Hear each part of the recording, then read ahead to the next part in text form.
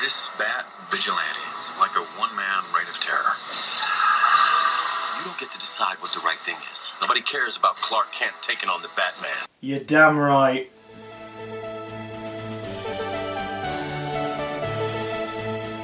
Batman vs Superman: Dawn of Justice is a 2016 superhero movie by DC and Warner Brothers, directed by Zack Snyder. It stars Ben Affleck, Henry Cavill, Gal Gadot, Amy Adams, Lawrence Fishburne, Jesse Eisenberg, the corpse of Michael Shannon, Jason Samosa, Ezra Miller, and half man. Yeah. So, no spoilers out the bat. This is just a very quick summation of what we thought of the movie. It's dry thoughts. But just before we begin, just look here. See? No. Adam West, and 90s films, the complete, 2006. And Dark Knight there. Even The Dark Knight Rises, which I've been very vocally not a fan of. But they're there. There is a film missing out of their cinematic adventures. You might notice that. It's the precursor to Batman v Superman Man of Steel, and that is there because I didn't enjoy it. That doesn't mean I'm a DC hater or don't like the characters. Alright, I spent my hard-earned money on these movies because I enjoy watching these movies. Even the ones that are crap. Batman and Robin, Superman 4, Quest for Peace, Dark Knight Rises. There are usually things I enjoy, either riffing, mocking them, or having a giggle. Well, the things with those films, you can see what you can, even though you don't like them, you can see what's good about them. Yeah, and that's the problem with Batman vs Superman. Yes, there is nothing good in this film, and I don't mean that as in, there's nothing worth watching. I mean just there is no good. There's nothing of substance, at least. There might be glimmers of things that could be good. Small moments. Yeah. A moment between Clark and Lois. A moment where in the final act Superman takes the danger away from Metropolis, far away as he possibly can, to save everyone's lives. Moments where Batman unleashes his hammers of justice onto a room full of very evil, nasty people who have a horrible intent against an individual. Moments where Alfred just delivers a lovely dry quip. I think he was one of Jeremy Irons. He was like one of the. I'd say him and also Lawrence Fishburne's Perry. That's how bad this film is. When Perry White is the highlight, you're not doing great. No. There are moments in this movie where you see what you want to see. Yeah. But that's the problem. Snippets aren't enough. Especially for a film that's spent so much being created. Like this would be tens of hundreds, millions, and what's come out, it's like getting it's like getting cornflakes, Frosties, the cheap Cocoa Pops from those knockoff stores. Yeah. Just put it all in a bowl and then enjoy it. You will enjoy it. You will enjoy it. Zack Snyder does a slow motion shot of a cannon exploding. We watch the smoke billowing out, which summed the movie up beautifully. Toward the end, there is a shot of a cannon in slow motion. Just the phallic chamber of the cannon. Boom. Dry shot, not a cannonball. Dry shot, smoke, powder billowing out. That was this movie. It was Zack Snyder going. He was Supermaning this home. That's what happened. That's what happened in this movie. Let's get down to the basics. Did we go into this wanting to see a slugfest, see a smackdown match between two fictional characters? No, I went in to see two characters which, Batman is one of my favourite characters. Mm-hmm. Superman is a character which I think is flawed in the sense he is extremely powerful, but it's nice to see what people do with him. Yeah, he's down to the writer. Superman's handled best when he's written well by someone who understands the reason why he's appealing, which is not his powers. And when you go in, and I don't want to go in to see these fight. It's not, for someone who enjoys the characters, enjoys the comics, don't want to go in and see these two fight because they're such, they are the best, two of the best heroes in the DC universe. But when they're going in and they're fighting, it's just fine. But they're not done right. Yeah. The characters are not done right at all. I'm going to say it, and I can already feel the comment section burning, but I'm going to say it. In the 2012 movie, The Avengers, there is a clash in a scene between Iron Man, Captain America, and Thor over a misunderstanding. And the scene demonstrates not who's more powerful. That isn't what that scene's about. It's not about who'd win in a fight. That scene is showing the clashing of the characters, how different their worldview is, how differently they handle this bigger threat that suddenly is there, the fact that it's fighting over, like, Loki. And also their fighting over goals the are different as well. Their goals are different at that moment. They haven't united yet. And it's a fun sequence with fun dialogue and genuinely sort of like there's a tense moment when Thor like, you want me to bring the hammer down? Yeah. You're like, oh God, what is going to happen? But ultimately the scene serves to further their relationships and the story. This movie is about an apparently already 20 years worth experienced Batman being frightened of something he doesn't understand, so deciding he has to kill it. No, what really gets to me about how they portrayed Batman in this is that he is the world's greatest detective. Mm-hmm. What didn't he debut in the Detective Comics? Yeah. And this character in the film, you don't go in there thinking he's going to be smart, think he's going to be able to, like the great tactician he should be. He goes in there. He is the embodiment of Ben Affleck's body in this film. Brute strength, yeah. There is a scene where he works out by smacking a tyre with a sledgehammer while shirtless and sweating. Which is great. This is great for, him to work out and be better physically. It's great in terms of like, yeah, this dude, he works out, but I mean, yeah. like Chris just said, he doesn't understand him. He doesn't try to learn. Yeah. He just wants to kill it. Yeah. He's Him like, even. just mental. So, basic rundown. We don't want to give spoilers. We're going to talk about that in the discussion video. After the events of Man of Steel, Metropolis, most of it was levelled in the fight between Superman and Zod. Bruce Wayne saw people die. He was there, and he's decided that Superman needs to be taken out. Doesn't figure his motivation, doesn't decide what Superman was doing, doesn't see that there was two things happening. Superman was trying to stop the carnage. He just sees it as, this guy caused the destruction, I'm going to take him out. Meanwhile, Lex Luthor, Lex Luthor, Mark Zuckerberg, played by Jesse Eisenberg. Mark Zuckerberg meets Max Landis, which we'll talk about more in the discussions, but Jesse Eisenberg has obviously worked with somebody and stolen his mannerisms for a character. Which would be fine if it wasn't so painfully obvious. Lex Luthor, for some reason, also wants Superman dead. Never really described why. Doesn't really go into the ideology properly. He decides that he's going to save the world from Superman, but they don't delve into It's not even like his he's got a beliefs. power complex. Not like he wants to be the savior. It's not like he feels reason. inferior. There's no, like in the comic books, a lot of people handle Luthor as he feels inferior because he's like, I worked my whole life. I grafted to get where I am. And he comes along and is tights and flies around and you worship him and you should be worshipping me. That's Luthor to me. Yeah. This Luthor was, I'm gonna, Senator, do you want to know what the oldest line in America is, Senator? I'm gonna kill Superman. What is this choice? Oh, Jesse Eisenberg. You were onto something and you blew it.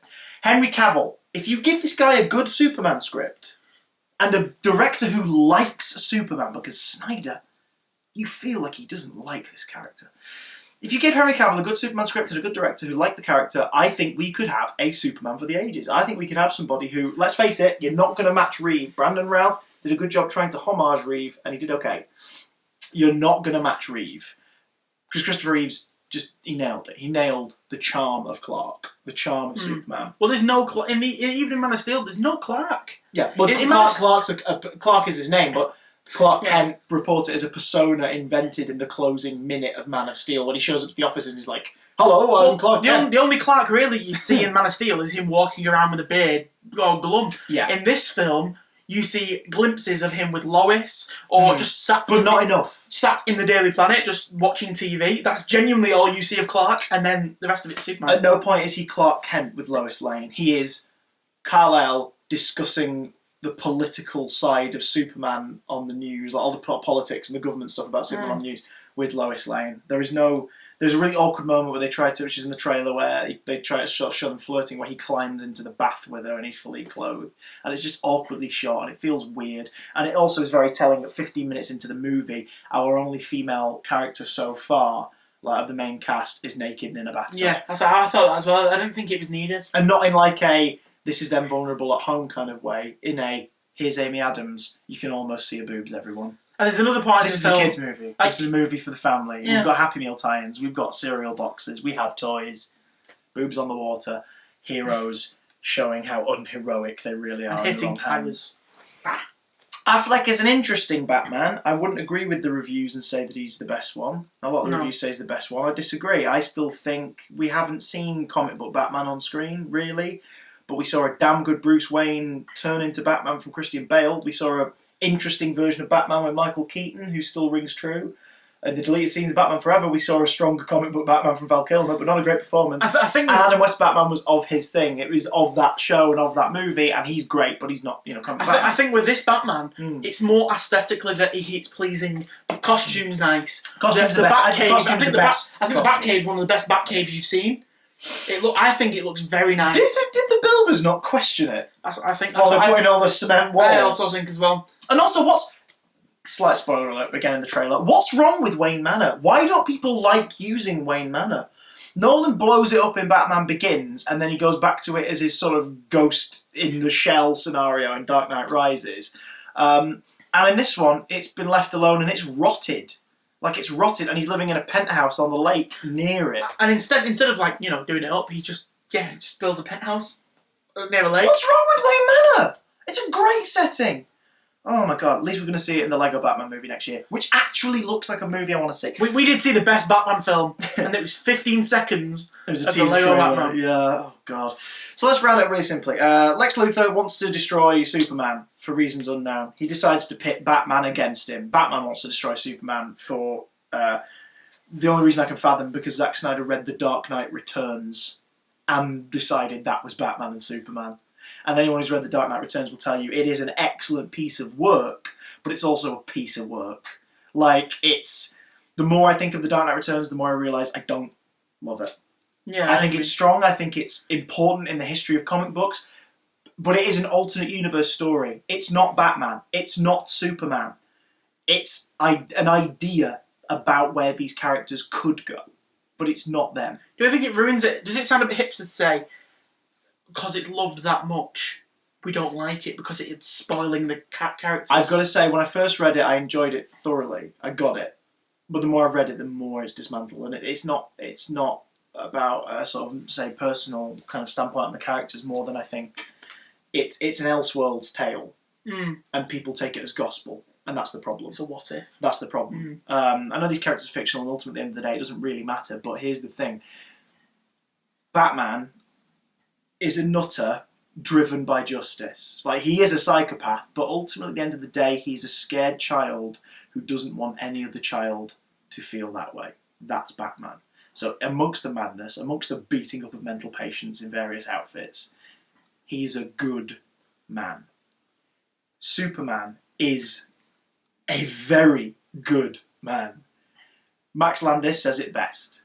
He's a guy from Kansas who just happens to be able to do these things. He's not a god. He's not a Jesus allegory. One of the best lines in Man of Steel is at the end where he says, I'm a kid from Kansas. Like. Only line in Man of Steel that actually got Superman. The only damn line of dialogue. One thing I'd like to say about Superman, so you just described Superman how he should be. He is the best of us. Yes. Or the best person. And you get shots of that in this movie. You get bits where you see he regrets it. He can't be everywhere at once. He also threatens people. Yeah. He threatens Batman, basically saying, if I wanted you dead, you would be already. And that's during the fight. When he stops, when you see in the trailer, he's trying to appeal to his better nature. Well, in the trailer, without spoiling it, he's trying to appeal to Batman's better nature. He stops the Batmobile in the trailer. You see it.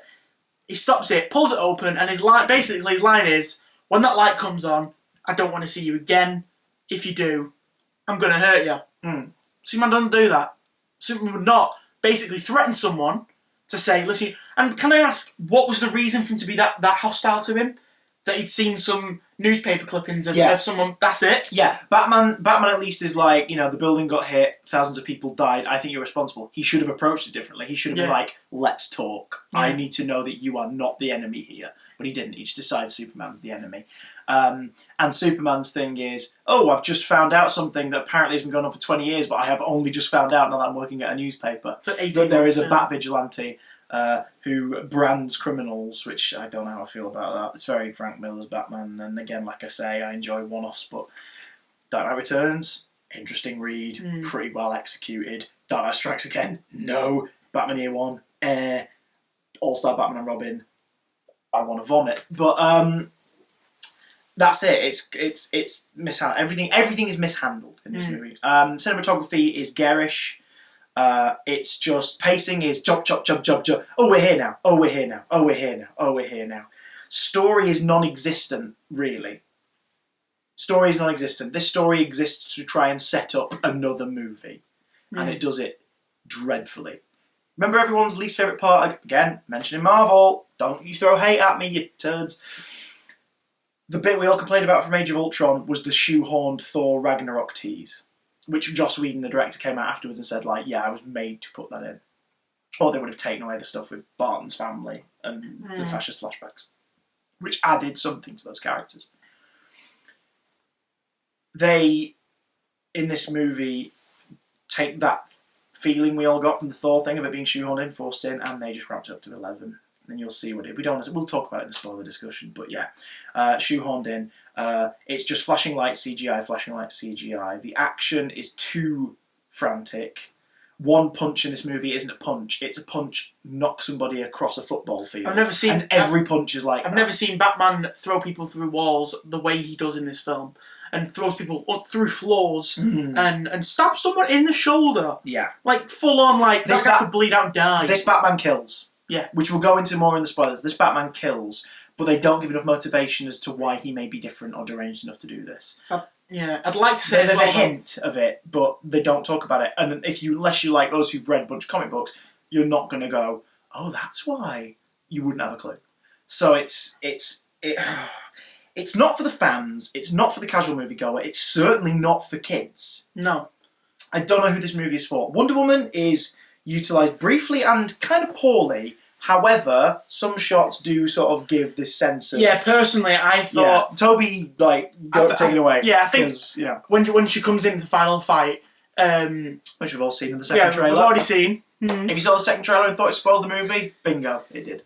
But yeah, basically every single action that she does towards the big bad at the end, which has also been spoiled... Is in the second trailer. Yeah, is in the second trailer. Now, when she actually does kick a lot of butt, I liked... what they did. I liked that they didn't. The first big superhero woman. Yeah, to be on screen. I mean, in terms of the cultural zeitgeist. Yes, she's the one that people think of. So the name of superhero is female. People got Wonder Woman. Yeah, and I think it is very well. Her first cinematic. She's strong sequence. Yeah, she's got all the. She's got the bracelets. She's got the shield. She's got the sword. She's got the lasso. Even though used once, but still, at least it's been used. But that's my personal opinion. I liked what they did with her in the fight.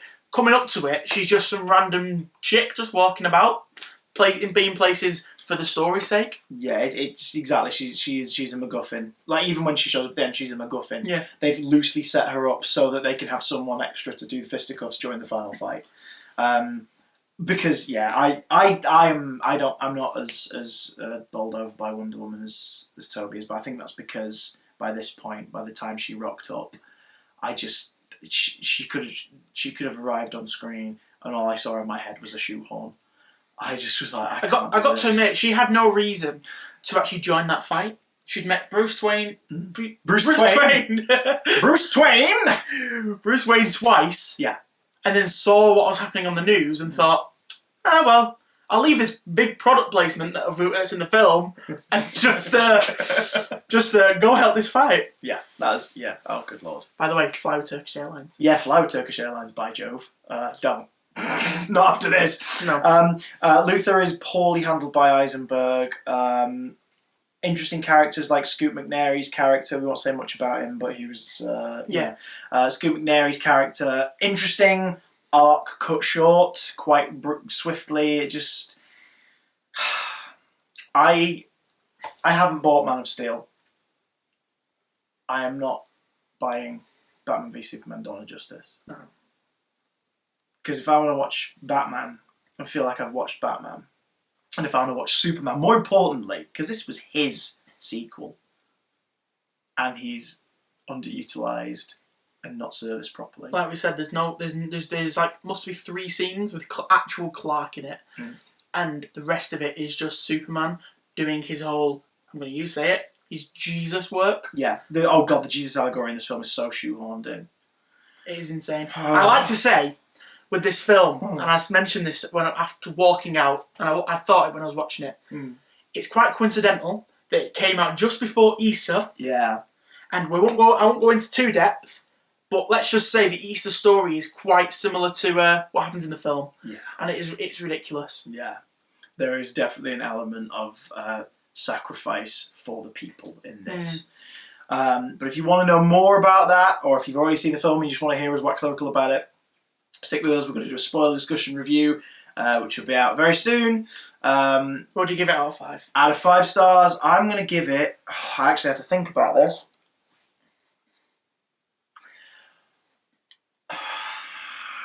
I'm not going to be diplomatic. I'm giving it a 1.